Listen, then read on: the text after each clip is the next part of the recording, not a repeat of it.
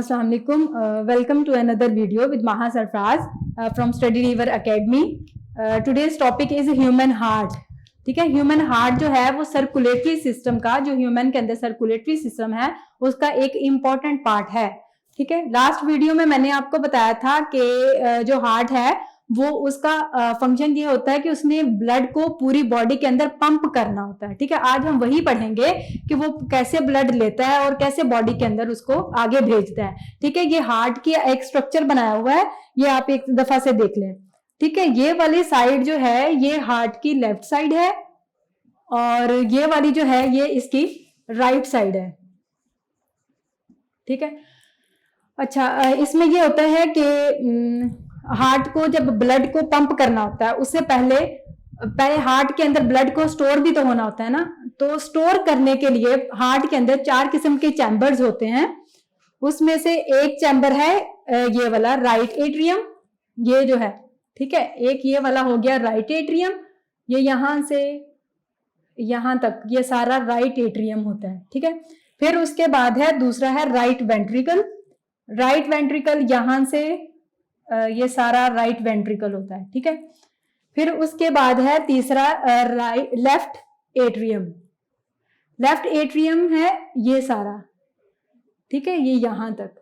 और उसके बाद है लेफ्ट वेंट्रिकल. अब ये वाला लेफ्ट वेंट्रिकल है ये सारा जो रेड किया हुआ है. ठीक है, अब जब हार्ट के अंदर ब्लड आता है तो ब्लड कहाँ से आता है, तो आज हम पहले ये पढ़ते हैं कि पहले हार्ट के अंदर ब्लड आता कहाँ से है.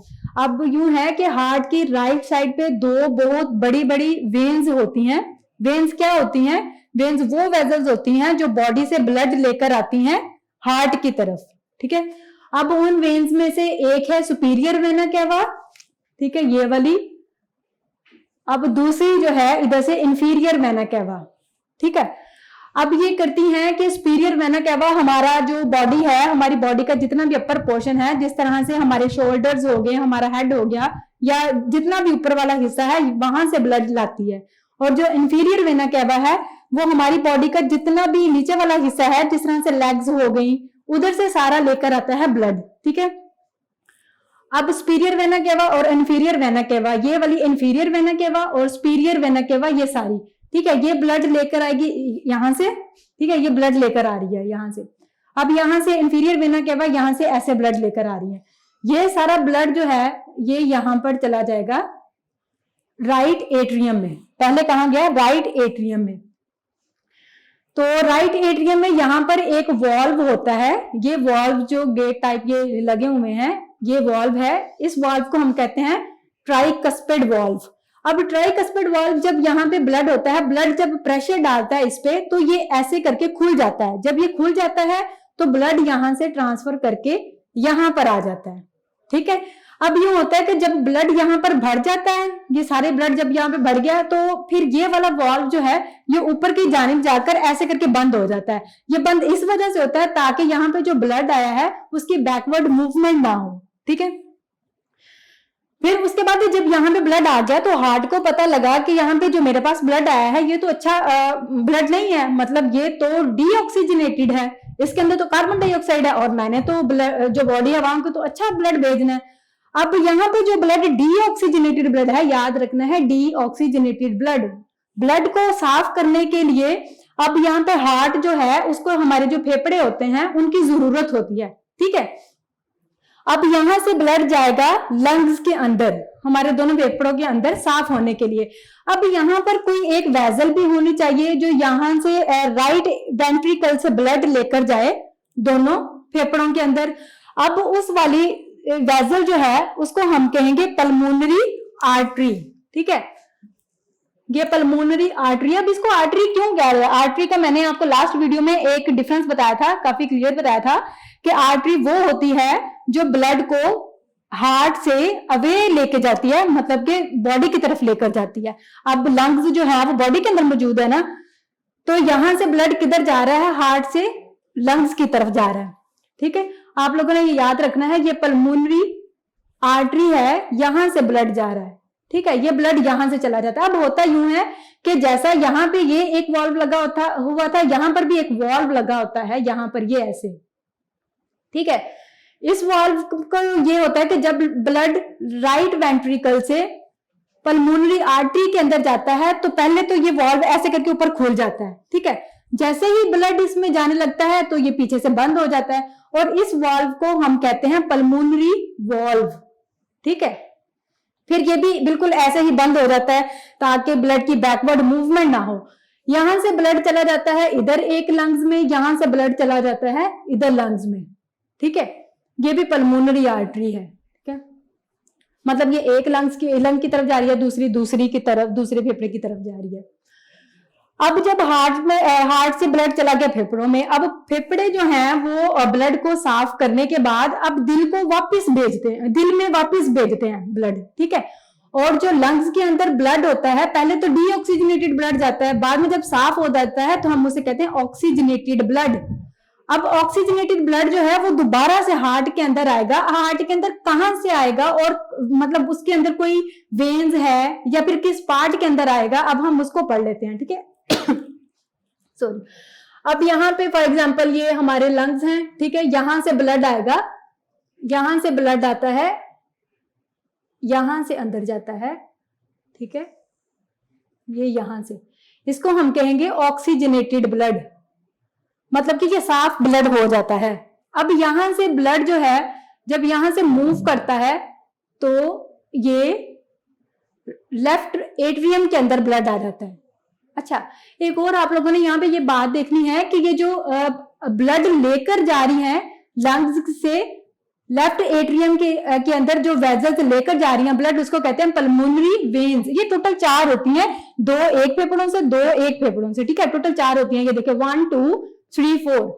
अब ये हुआ कि ऑक्सीजनेटेड ब्लड जो है जब ये लेफ्ट एट्रियम के अंदर आ जाता है यहाँ पे, तो यहाँ पे एक वॉल्व होता है, ये वॉल्व है बाइकस्पिड वॉल्व, इसको माइट्रल वॉल्व भी कहते हैं, ठीक है। एक्चुअल नेम इसका माइट्रल वॉल्व ही है। और यहाँ पर जब ये यहाँ पर आता है तो पहले तो ऐसे करके खुल जाता है, ठीक है। जब इस पे प्रेशर लगता है तो ब्लड यहां से मूव करता है लेफ्ट वेंट्रिकल में, ठीक है। लेफ्ट वेंट्रिकल में जब ये ब्लड मूव करता है तो पीछे से ये फौरन ऐसे करके बंद हो जाते हैं। ये बंद इस वजह से होता है ताकि ब्लड की बैकवर्ड मूवमेंट ना हो, ठीक है।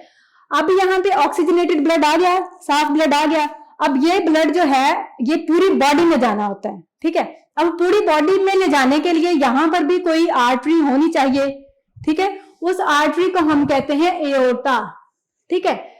यहां से ब्लड आएगा, ये ब्लड मूव करता है, ये एओर्टा के अंदर चला जाता है ब्लड, ठीक है। अब यहां पर एक वॉल्व है, ये वाला वॉल्व, इसको हम कहते हैं एओर्टिक वॉल्व। अब ये जो वॉल्व है यहां पर जब लेफ्ट वेंट्रिकल से ब्लड जाएगा एओर्टा में, पहले तो ये खुल जाएगा, बाद में ये फौरन ऐसे बंद हो जाता है ताकि बैकवर्ड मूवमेंट ना हो ब्लड की। अब तो ये करता है कि ये जितना भी रेड कलर किया हुआ ये सारा ऑक्सीजनेटेड ब्लड है, ये यहां से जाता है, फिर ये पूरी बॉडी के अंदर जाकर स्प्रेड हो जाता है, ठीक है। ये ऊपर की तरफ जाता है, ये, ठीक है। और होपफुली आप लोगों को इसका फंक्शन तो समझ आ गया होगा। अब हम ये करते हैं कि हार्ट की थोड़ी सी बाहर वाली जो है स्ट्रक्चर, उसको हम थोड़ा सा देख लेते हैं, ज्यादा नहीं। उसमें यूं है कि ये जो है सबसे बाहर वाली लेयर हार्ट के इर्द गिर्द, ये वाली जो है ना, जो ये वाली बनी हुई है बाहर वाली, ये बिल्कुल बाहर वाली, ठीक है। अब यहां पर जो है इसके अंदर होते हैं मसल्स। अब मसल्स को मैं इस तरह से ड्रॉ कर देती हूँ रेड पेंसिल के साथ, इसके साथ आपको डिफरेंस पता लग जाएगा। ये है सारे मसल्स बने होते हैं, ठीक है।